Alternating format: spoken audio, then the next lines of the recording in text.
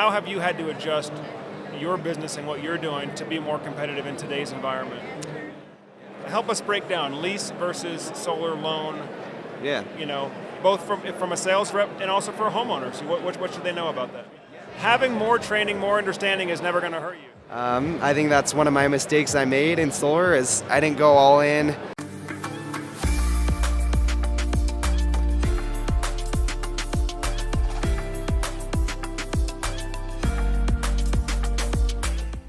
Well, hi everyone, Joe Ordia here. Welcome back to the Solar Surge podcast. Today we're coming to you from SolarCon in Salt Lake City, Utah. And this afternoon I have a chance to sit down again with Taylor Armstrong. If you don't know who Taylor is, then you must not be on Apple Podcast or Spotify because he's got the #1 solar podcast, the Solarpreneur podcast. So Taylor, thank you so much for being on with us. Really excited to chat with you. Yeah, I'm excited, and hopefully I still have a voice because I know you've been doing a ton of content here, and sometimes I'm not used to doing like multiple podcasts in a row, and we got a lot of background noise, but let's do it. Let's see if our voice can hold up for at least one more, right? Yeah. Well, it is kind of exciting to be here, on the floor at SolarCon. I'll tell you, one of the things that's been really eye-opening for me is just how many people I've met that have been watching our YouTube content and our videos. As a content creator, a lot of times you don't know exactly who's on the other side of that camera, so you just kind of put your message out there and you hope that it gets to whoever's looking for it. Yeah. But it is really cool to actually, meet and shake hands with so many of the folks that are out there listening to all of this. Yeah. So, I don't know, have you had the same experience? Yeah, no question, and I don't know about you, but that's sometimes what keeps me going in this is because you never know who's listening. You never know what one thing is going to resonate with certain listeners, with certain audience.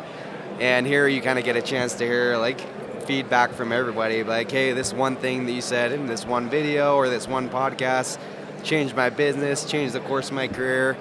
I mean, I had a guy that told me it was funny. It's from a podcast we did the first time. He was in Miami. And he came up to me and he's like, hey, Taylor, I listened to your podcast with Joe, Solar Surge, and he told me he'd been through 10 different installers in Miami or something, and they weren't doing a good job on his installs. And then through that podcast, I think he reached out to you. You set him up with an installer, and he's like, oh, now things have gone super smoothly. I'm actually making money now. And so it's just from that one podcast we did, I mean, it sounds like it kind of changed his whole financial outlook, maybe the course of his career, you don't know. And so no, it's cool. There's some stories like that. It is really cool, and that does kind of keeps you going, right? And it's nice to know that we're helping folks out there. I know for me it's just kind of it's a weird thing because you look into that camera lens and you just don't know who's on the other side, but there are people. You see the views, you see the stats, right? You see the numbers, but you don't actually see the faces, the stories, and so. Right. That's cool, and I'm glad that individual. I think he did come up and kind of shake hands with us yesterday. It was nice to hear that he's got a good partner now in Florida, and hopefully he's going to have success in his business. Yeah, no question. Yeah, but no, I definitely recommend it for anyone listening to this. It's I think it's important. I just brought a friend here too who hasn't come to many events. He's pretty big in solar, but he's with Legacy Power, bigger company, and so sometimes I think these guys from bigger organizations we don't need to come to events. We have our in-house events and things like that, but he came to this, he's like, man, I've been missing out on this. It's way cooler than I thought, and I know you said the same thing. You're like, oh, this event was actually bigger than I thought, and there's more people here. And so I gotta admit, I underestimated SolarCon. It was mentioned to me last year. I kind of brushed it off as, it's not really one of the big solar conferences. I didn't think it was really worth a second look, although I did have a couple of friends that had come out. And one of my sales reps at the time had come out, and he was here. And he used to live here in Utah, so it wasn't that big of a mobilization for him. But I've got to say, I mean, I'm really impressed with Jake Hess and his team, and Joe, and they've put together an incredible event here. I'll definitely be here again in the future. Yeah. And I just really appreciate what they're doing because the whole feel that I'm getting for this, and I've had some of the organizers tell me this directly. It's look. This is not about self-promotion. This is not about promoting your business. This is about the audience and about helping them to be successful in solar. And I really like that vibe of this. It's some of it might feel a little bit like, hey, pump you up, sales guy kind of stuff. But I think the underlying kind of common theme with everything I'm seeing here is how to have a successful career, how to have a successful business in solar. What do you think? Yeah, for sure. And there's different event types. I know you've been to a lot of events where they're more focused on, like, the solar technology, like different types of panels, all that. Like, what's that other big one? So RE Plus is RE probably the big that's one. right. And so RE Plus and Intersolar, you're right, they're more product, more technical focused, I think. Yeah, so I think for people listening to this, sometimes I go to too many events. I think you should have like a goal in mind, like what are you going to this event for? What do you want to get out of it? Because for me, I found that if I think, okay, kind of map out who I want to see, what I want to get out of it, have questions in mind, that's where I get the most value from the events rather than just kind of blindly coming, not knowing what you're looking for. Because, for example, with this, if someone's coming here, like, there are a lot of, new technology, things like that, but if someone's coming here just to learn, like, 100% technology focus and they only see, like, the sales side of things, then maybe they're going to come away disappointed. So it's like, have a goal in mind, figure out what you want out of the events, and, come with the questions you want answered, and that's where I think you get the value out of it. And, of course, the networking. We do a lot of networking that's really good, and yeah. It's like a big family reunion, right? Just talking about that, so. It is kind of like that. I mean, because, solar, I mean, it's grown so much, but you're right, as far as the people that have been in solar for and are committed to this space, we're not that large of an industry. Yeah. You know what I mean? I mean, for a couple of guys like you and me, and to just start putting some content out there, and we're like now kind of these well-known figures within the space. It's really interesting. So I guess what I'm saying is that we still have so much to grow. Yeah. It's exciting to be a part of this, and having been a part of this since very early on, but we've still got a really, really long way to grow, and I like to see us coming together where it's not all this competitive stuff like, let me outsell this guy and but it's more about how can we become successful and more sustainable as an industry. And I think part of that is we're dealing with some headwinds, and maybe we should talk about some of that too, because there's probably a lot of guys out there, whether you're selling virtual, whether you're on the doors, whatever, but there are some things that we're going to have to overcome right now that we didn't have to deal with these things 1 or 2 years ago. I'm talking about the rates, the fees, prices coming up. How have you had to adjust your business and what you're doing to be more competitive in today's environment? Yeah, well, a lot for sure. And we've been talking before we started recording and everything. Just at the time of this recording, we got net metering 3.0 in California, which requires us to sell a lot more batteries because the export rates went down. So it's always changing, and that's what's cool about this event is you hear from the experts in batteries, you hear from different ideas that you didn't think about, and you kind of collaborate all together, because I think especially for people at smaller companies, smaller organizations that maybe don't have the exposure to trainings like that, you just get it all kind of mastermind under one roof, and that's why I think it's almost just as powerful in hearing from the speakers, but also like networking with people and hearing their ideas. But yeah, you got to adapt, you got to adjust, and I'm mostly in California, as you know, but I know you sell nationwide all over, so you probably know more about like the changing markets, more than I do. But the way I see it is if California, which is probably one of the greenest states, if they're making these changes, then it's probably going to happen in other states where they're not as green, right? Yeah, well, I think that's what we've seen in the past, right? California has kind of been leading the way, although we have seen like one of the markets that we work a lot in is Texas. And so we've already kind of had to deal with some of this in Texas, where you're not getting that full 1-for-1 buyback. Like particularly like at some of the smaller co-ops and things. So I think being able to present solar not just as an investment that's going to save you on a monthly payment. I mean, it will over time, but being able to present solar as a way to become more energy independent, self-sufficient. Not just this bill swap type of thing. I guess there's more than one reason to invest in solar, and in other states we've had to have that message for a while now. So someone told me, and I don't remember which country. Maybe it's not Australia, but I don't know, Belgium, some country that's not the U.S. But they told me like whoever goes solar there, they don't just get solar, they get like EV charger, they get like backup generator, like they buy pretty much every energy efficiency thing as a package. And it's like not about saving money at all. It's just about like being green, about like being self-sufficient and all that. So I think as we can not look at it as just like saving money, especially in California, because you know how it is in California, people cut their bills in half easily. Yeah. And now with the battery, it's not like, they're still going to save a little bit, but not near as much. So that, like for me and my team in California, it's just about trying to make that mindset shift and then trying to have the belief in it. Because people are freaking out right now. People are nervous about it. But like as we know in sales, it's like kind of whatever we think about it, whatever objections we have in our head, that's going to be reflected in the way we sell. So it's just like us as sales reps trying to make that mind shift of like, oh, we still got a product now that's, even though we're not saving people, thousands of dollars right through the gates. We can look at the value we can add. We can add backup power. We can add batteries. We can add generators, other home efficiency things.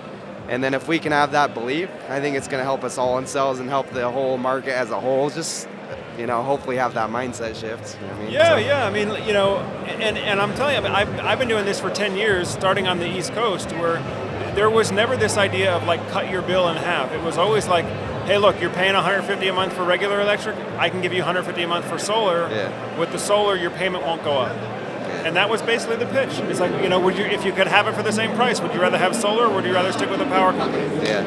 And so you can build a business. You can build a business. You can build a sales process on just even a one-for-one bill swap. Now, the thing I like about it is that in California, now if you want to do a one-for-one bill swap, you can get the battery cost built into that loan. Yeah. So you're not just getting solar, you're also getting solar and battery. So basically you're getting like a backup generator for free. Yeah. That's the way I kind of look at it. Yeah, for sure. Yeah, and it's like, I don't know, a good friend of mine, Alex Smith, he sells in Florida, I think, but, especially as you're selling ownership, it's like he always asks his customers, like, hey, if I could buy your house from you right now and rent it to you, but you would save a couple $100 a month, would you do that? Would you sell your house right now to me? And like, everyone says no to that. They're like, no, we want to own our house. We like owning our house. He asks them why, and then he just builds value off that. He's like, okay, well, we're doing the same thing with solar, right? You're just owning your power, you're owning your energy, and then just getting them to believe that they have the ownership. And I know now it's like interest rates have gone up. Maybe we can speak to that too. Interest rates are up. And in California, we are transitioning more to doing more like lease systems, PPAs. But yeah, it's just like whatever you're selling, you got to be able to reflect that and get them to believe that there's more behind just saving money. And that's what's going on. I know you've been doing it for a long time in other states, but like us Californians, we're kind of trying to like think more that way. Like people in other states. I mean, frankly, I guess so. Part of me is thinking like, wow, you guys had it so good for so long. You could sell solar with a huge commission and still end up with a monthly payment for the homeowner that's half what their Edison bill was. For sure. But let's talk about a couple of things there. I mean, I think you're right. The rising interest rates, that's a reality. That's just where we are right now. Yeah. And it seems like every week I'm getting another email from one of the lending companies. For sure. Interest rates are up, or the fees to get those interest rates are up, or whatever it is. And I've seen some homeowners just get downright offended and angry at me because where you used to be able to offer, let's say, maybe a 3% loan, and now you're offering a 6 or 7% loan. Yeah. And I don't think a lot of homeowners have even caught up to the reality. Like, yes, Mr. Homeowner, I know you have really good credit, and I know you have an 800 credit score, and thank you for telling me that, and I appreciate you sharing that with me. Yeah. But if you don't want to pay closing costs, the interest rate is going to be 7.5%, 8%. Yeah. And it's nothing wrong with you. It's no offense for you, but the only loan you're going to get with a lower interest rate than this is a mortgage that has a lien against your house. Yeah. And your house is collateralizing, and then maybe you'll get a 1% lower, but that's just where rates are right now. Yeah. And so that's where I've seen is I think on the consumer side, it's like they haven't caught up to, like, interest rates are like 4% higher now than they were a year ago, year and a half ago, and so it's either you pay the higher rate or you pay points, but it's, I don't know, what do you think? No, it's a challenge since, I mean, I guess depending on who's listening, the sales reps know in the industry, we have like dealer fees where, depending on rates, they charge, the financiers, the lenders take more on it and everything. So yeah, I think now something we've done in our sales teams is just kind of transition a little bit more to option-based selling. It's like, yeah, people are going to get mad. It's funny they get mad at us like it's our fault that we changed the rates on them. It's like, okay, it's like, hey man, if it were up to me, I'd give it to you for free. But it's like, these guys got to make their money. But so people blame us, but it's like, yeah, rates have gone up. People are nervous about it. So we just try to give them options, just saying, hey, look, this is the reality of what it is. Best time to plant the tree was 4 years ago, but unfortunately we're here now. So when's the second best time to plant the tree? It's right now, right? And I think for us it's helped, just like you said, this stuff changes like on a monthly basis, right? We get emails. Every week I'm getting emails. Yeah. Rates and fees are going up, yeah. So like I literally show my customers that. I'm like, yeah, I know it's unfortunate, but look, this email was like last week. We're getting new emails like weekly, monthly basis where they're going up. So I know it's unfortunate, but let's get you locked in now so it doesn't get worse and worse and worse. And then let's just get it growing. And then we give them options. We show, hey, we can give you this rate, we can give you this. There's more fees attached with this. And then I think it's important to ask them questions too. Like in the past, I remember when I started in solar, I just thought, okay, I'm going to be the doctor. I'm going to ask them what they want and then give that to them, not really show any other options, because in sales sometimes like if we give them a bunch of options, they're just going to want to like sit on it, get back to us in a couple weeks after they go through every single possibility, every option. But now I've learned that it's like, I think there's got to be a balance. Some people, maybe they want to pay off their loans early. Maybe they will let it go for 25 years. Maybe they're planning on moving soon. So I think it's figuring that out and at least helping them understand like, hey, if you're going to move, if you think you'll pay it off early, then maybe it's a better idea for you to take a higher rate, but there's less fees involved with that. And then you can pay the system off. Like, what do you think about paying it off in like 3 years, Mr. Customer? And then just showing them the math on that. Because I've had some people, when they realize that, all of a sudden they're okay with paying like 8, 9, 10% interest rate, because it's like, yeah, it's a high rate, but if you pay it off in 3-4 years, then, I mean, look at how much you're going to save versus this one with a lot higher fees. So yeah, I think it's just that, and we've all got to, be more educated and make sure the people we're talking to, the people we're educating, know what's going on too, and they know their options with it as well, right? Yeah, and I think, asking the right questions is a big part of that. Like, again, like how long do you plan on staying in the house? If you're planning on staying in the house for 25 years, then maybe it's worth it. Pay the closing costs, get a lower rate, lock in a lower rate for the lifetime of the loan. Yeah. If you're going to sell your house in 5 or 6 or 7 years, like most people will do, they'll move houses every few years. Then maybe you're okay pay the higher interest rate for a few years. Either way, it's going to be better than Edison or SDG&E. And that's the other thing is you got to keep all of this in context. So if you're a sales rep out there, especially if you're a young sales rep out there, keep in mind that even with interest rates at 7%, the deal that you have to offer is better than sticking with the power company. Yeah. It's way better than sticking with the power company. At least it's a fixed rate. It's still lower than what they're paying the power company. The power company's rate's higher today, and it just keeps going up every year anyway. Yeah. Yeah, and it's like I don't know. I'd imagine the power companies, they're taking out loans on things, and we're paying, I'm sure, the interest they have on their things, and we're paying 100% interest on our rates. So, yeah, it's like you got to contrast in the sell. You got to explain, look, the rates are high, but look, and showing them historical data on it too. Like, I don't know about the markets you sell in, but for San Diego Gas and Electric, where I sell at, we can go on the website, we can look at the rates from 10 years ago and see that they're literally half the price as what they are now. Yeah. And so just showing them that, helping them realize, helping them understand that, there's a good, better, best. You can either stay with your current situation or we can get you in the new situation.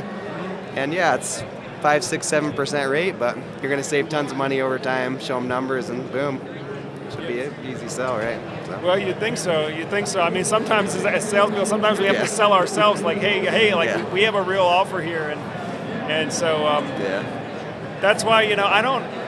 And I tell my team this all the time. It's like I don't buy I don't ever buy the objection, I can't afford solar. Yeah. Because the reality is, if you can afford to just stick with the power company, then you can afford solar. Right. I mean, unless you have terrible credit and you can't get the financing, I get it. Okay, in that case, don't worry about the solar. But if you're qualified to finance solar, then you can afford it.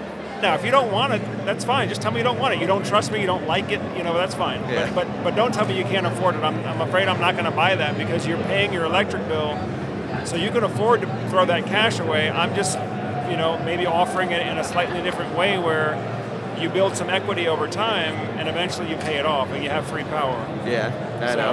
Yeah, and it's like you look at everything else people buy. Like you see the nice cars parked outside, you see something.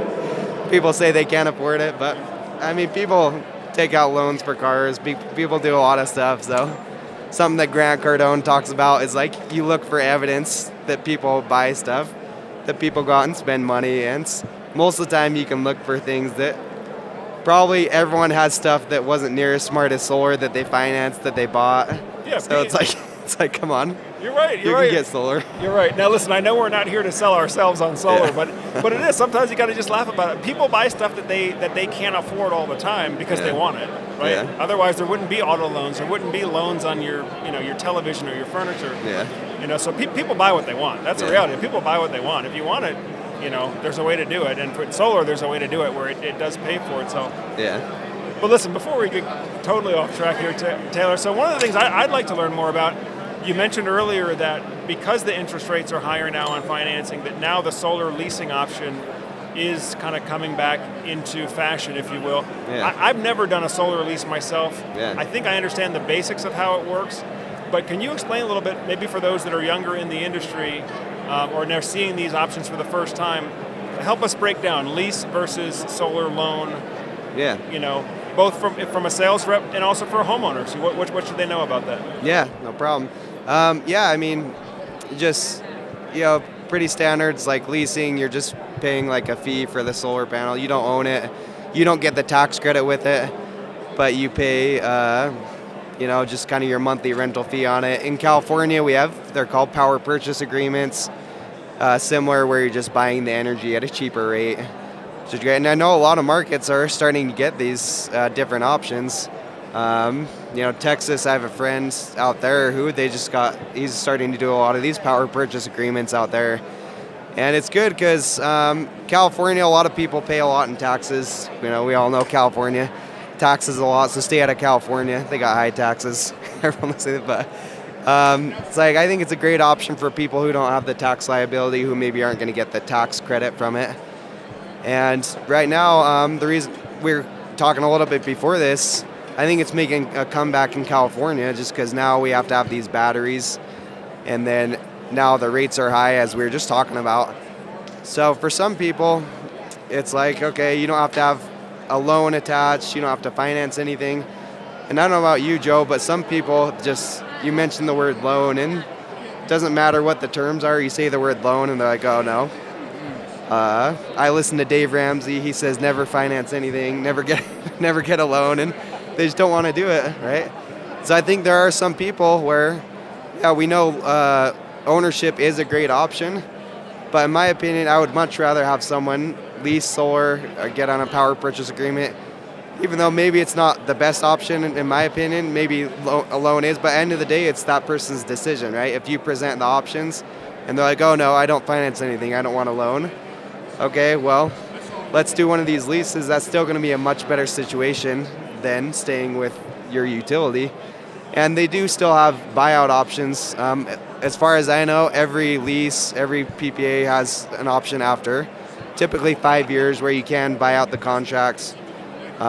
You can pre-purchase the lease or, have that ownership option. So even in California, some people... the argument is it makes it tougher to sell a home, but out there it's becoming, just kind of a standard thing. A lot of homes have it now. Realtors typically know how to work with it a lot better, and so I think it's for sure making a comeback just because now we have to add on a finance system with a loan. These batteries, they're expensive, right? It's adding another 15, depending on how many batteries, depending on what you have with it. It can add anywhere from like 10, 20, 30 grand to a system. And some people, they're going to see 30,000 extra on top of their panels and be like, okay, I just want to wait. So it's like, okay, Mr. Homeowner, how about instead of taking out this loan for an extra 30,000 now, how about we just do this option? You don't have to see this high loan price, and you can buy it out later down the road if you want. So that's why I think it's making a comeback in California and just giving us another option, another way of doing it. And a lot of people, it's kind of less scary than having to try to convince someone to take out a loan for 80, 90, 100,000, depending on the batteries and everything. So. Yeah. Well, I'm curious about this because I've heard a number of people say this now, that you have to have batteries now. Yeah. You have to have batteries now. Is it not still an option to just do like a smaller, let's say 40% offset system and not worry about the net metering loss? We just do like a 40 or 50% offset and focus on self-consumption without the battery, self-consumption during daylight hours, as opposed to having to do the battery?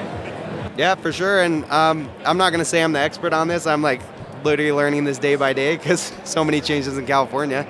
So if we were doing this 3-4 months down the road, I'm sure I'd have more information too. But yeah, from my understanding, you can still sell a smaller offset, and especially if people are heavy daytime users, then that may be a good option for them, is where you can just get smaller offset and just coach them up, look at their energy usage, because in California we can go on their energy consumption portal online, see when they're using their power. So if someone's not using as much during nighttime hours, then that may be a great option for them too. So yeah, I think it's important to understand these things. And like I said, I'm still trying to learn day by day, but when people listen to your channel, I'm going to have more content coming out on it, interviewing experts on it, because by no means I'm not an expert yet on this stuff, but yeah, from my understanding, that still is for sure an option. So. Cool. Well, you make a good point too. A lot of people look at us like, oh, we're the experts because we're out here talking about it. It's like we're a lot of us, and we're learning. We're learning as we're going along here. I've learned a lot just being at the conference here, and that's why. And it's always changing, and that's why I think it's so important to continue to be out there and be learning about this. Yeah. Now, what advice for somebody who's just starting out? Obviously, this is kind of a tougher environment than we've had in the past, but for somebody who's just starting out, maybe on the doors or maybe in a sales capacity of some sort, and this is the environment that they're starting their career in, what advice would you give to somebody like that now? That's a great question. Yeah, I've been talking with people at this event. I've had a few people ask me that. And yeah, I think it's just get with a solid mentor, get with guys like Joe, guys like myself, guys that have been in this business that know the changes coming, especially now as markets change. I think it's important to get with a solid organization that can coach you through what you need to do, what changes are, because in California, we've got people losing their heads. A lot of people had these small dealerships in California that they don't know what they're doing, so they're either leaving the market or they're going to bigger organizations where they have stuff figured out. So for someone starting, I'd definitely say find a solid mentor.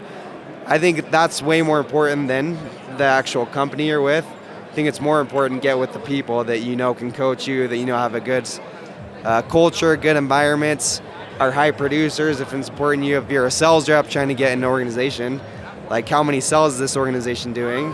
What's their per rep average?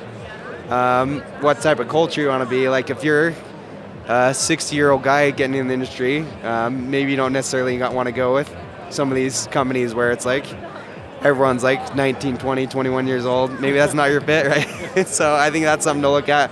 What's the culture? It's maybe go to some meetings, meet with the ownership, and just find a solid mentor, and also be careful. Look at the actual installer, because unfortunately, I know we talked about this too. There's install companies go out of business, and you see some reps who had bad situations where they didn't have good install partners, and there's pay issues, there was fulfillment issues. So I think that's important too. Find good leader, solid organization, but also take a look at the back end, how's their actual service. They have a solid operations team? Because you don't want to be that person 6 months from now saying that the company didn't fulfill on the installs. You got angry customers. Unfortunately, I had the first company I sold for, they had written in their contracts that they were going to clean the panels every single year for the next 25 years. And this was back in 2016. Now that company's no longer around. And so I get calls on a monthly basis where all these customers I sold through that install company, they're like, hey, Taylor, I haven't heard from the company. When are they coming to clean my panels? And I have to explain to them, I'm like, hey, look, I'm sorry, but they're not around anymore. And so it's like... It's tough. It happens all the time. And you can't know 100%, but I think it is important to look at that side of things and like, what's their plan for growth? Are they going to be around in the long haul? Because it's time is money, and I spend time on a weekly or monthly basis still talking to customers that are upset because the install company's not there, and it's not necessarily a fun time having to explain to them, and they're mad at me. Sometimes they don't understand. They blame us, but no, I know, and I understand too. From a homeowner perspective, it might be a little bit challenging to understand. Well, what do you mean, like your install company? Like you're the company, aren't you? Like I hired you, I signed up with you. Yeah. Well, the reality is, a lot of us are operating in this dealer EPC model where you have the dealer, like you or me, like somebody who would sign up a homeowner, and then you have the contractor, which is a separate company that's going to come in and do all the construction work and actually service the warranty. Yeah. And unfortunately, if that company goes out of business, there's nobody left to service the warranty. Like I don't have any trucks anymore. I don't have any technicians to go send out and repair. Yeah. And I live in South Carolina, right? I may have a client in San Diego, for example. I don't have anybody to send to fix anything. So it's that whole partnership between the dealer and the EPC who's actually doing the physical work. The EPC is doing all the physical work. Yeah. And this is why I think it's so important. And I got a lot of that from the first day here at the conference. Is that if you're a sales organization, or you're a sales professional, you want your EPC partner to be healthy and to be well run. Yeah. You cannot be so short-term focused on just like what's my commission or what's my red line, or like just be so short-term focused. Yeah. If you're beating your installer down on the red line so low that the installer's not making any profit on your projects, what's the incentive for the installer to be in business? Yeah. If there's no profit, what's the incentive for the installer to be in business? Okay. So, I think you got to be more long-term thinking and setting up an arrangement where whatever is good for you is good for them too. If the project's a winner for you, it's a winner for your installer too. Yeah. So you can both be successful long-term. What do you think? Yeah, for sure. And something I was mentioning a little bit too before we started this is sometimes us as sales reps or as organizations, sometimes we blame installers for things that happen. But I think almost just as often, dealers or companies that aren't actually fulfilling it, they got to look at themselves and take some ownership too and be like, hey, what am I doing to help them with these projects? Do we have communication set up, or am I just dumping these deals and just expecting them to fulfill, not communicating with them? I actually did a podcast with Doug Robinson. He's CEO of Legacy Power, which is a massive company. And he talked to that, just how some of these people, they go in and they say, hey, we're going to do some deals through you. And that's pretty much the extent of their conversation. Then they just start sending them customers. And then all of a sudden they hire like a summer sales team, for example. They bring in 30 reps for the summer, and then all of a sudden they go from selling, say, 10 accounts a week, and they all of a sudden they do like 40 accounts. They send it to the installation partner, and then they're mad when their jobs aren't getting fulfilled quickly. All of a sudden the timelines get bumped out. But it's like, did you tell your EPCs that you're going to bring on these teams? Did you tell them how much volume you're going to be doing?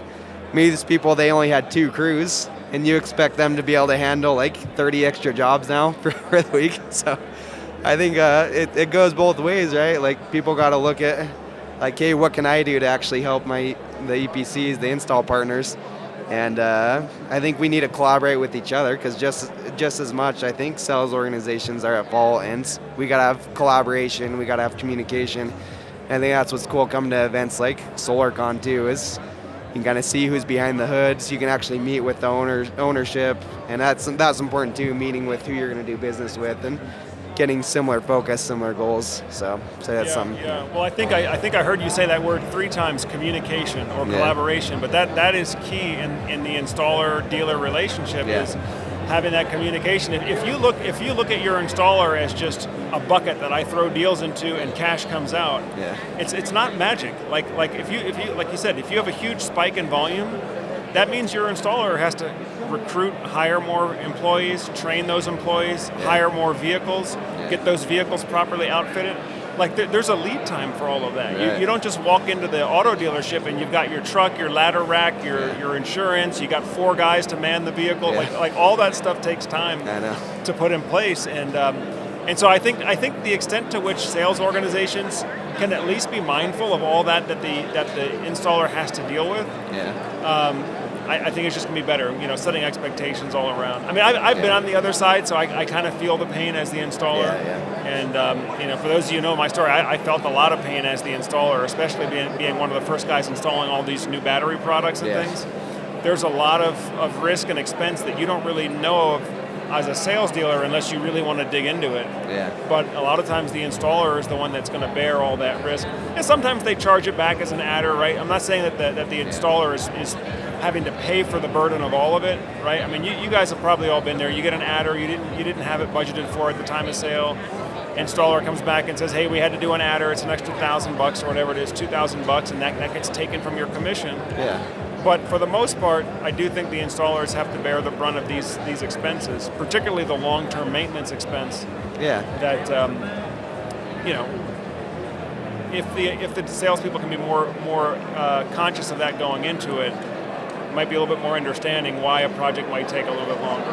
Yeah, and that's what I like about what you do, Joe, is you talk about some of the more technical things that myself as a sales guy, for most of my, first 3-4 years in solar, I didn't really care about the technical stuff. I'm like, I'm just going to sell solar. I don't need to know, the panel type. I don't need to know, if someone needs a main panel upgrade, none of that. But as I've been in this business longer and seen come to events like this, you've learned too, it is important for us as salespeople to have some technical knowledge to know, hey, what options are available, especially in California. We deal a lot with 100 amp panels, things like that.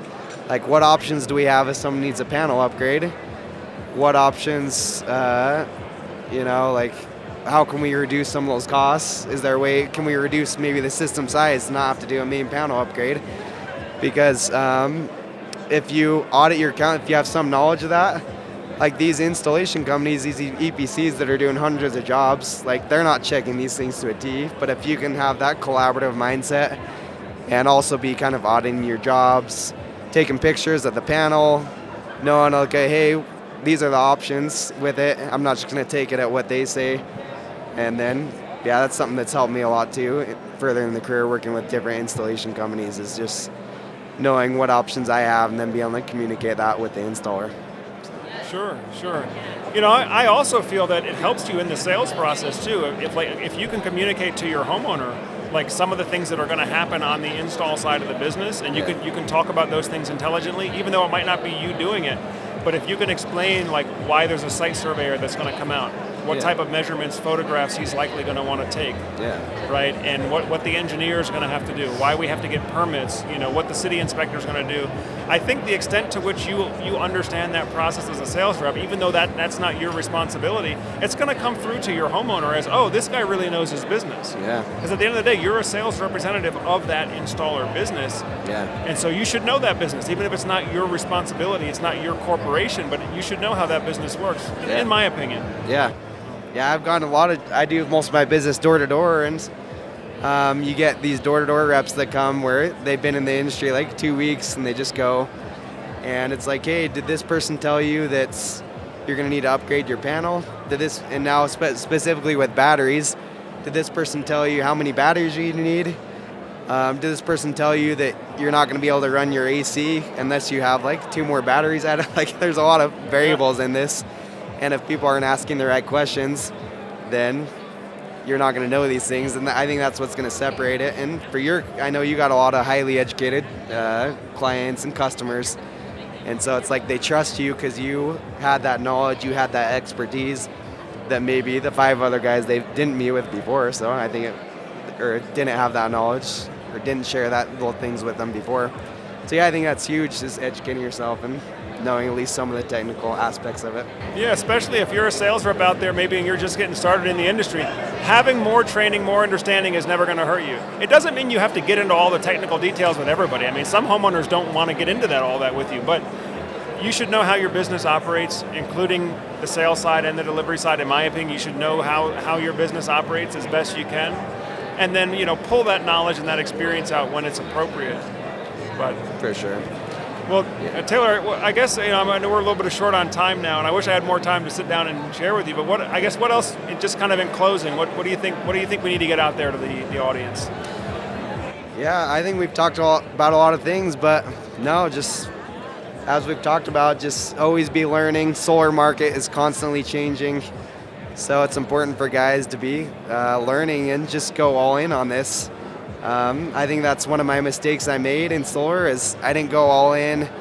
I just treated it as like kind of a side hustle, side gig. And the guys that are going to have success with this, they're going all in. They're learning about the batteries. They're learning about the changing market.